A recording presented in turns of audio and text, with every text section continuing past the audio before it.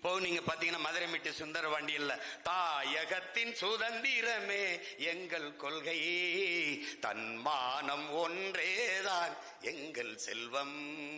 அந்த பாட்டை எங்களுக்குனே எங்க ஐயா முத்துலிங்கம் எழுதுனது மாதிரியும் எங்களுக்காகவே அவர் பாடியது போலவும் தோணும்.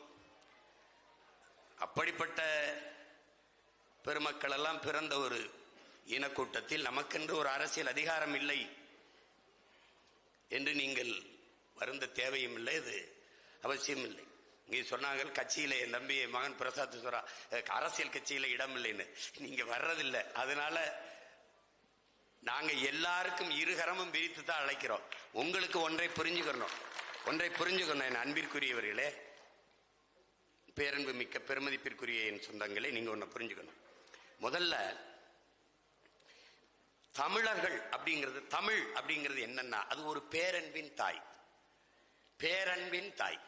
நீங்கள் சீனன் எழுந்து, சீனர்கள் என் மொழி தெரியாதவன் ஊமை என்று சொன்னான். ஆங்கிலேயன் எழுந்து என் மொழி தெரியாதவன் நாகரிகமற்றவன் என்று சொன்னான். அரேபியர்கள் எழுந்து எங்கள் மொழி தெரியாதவர்கள் பிசாசு சாத்தான் என்று சொன்னான்.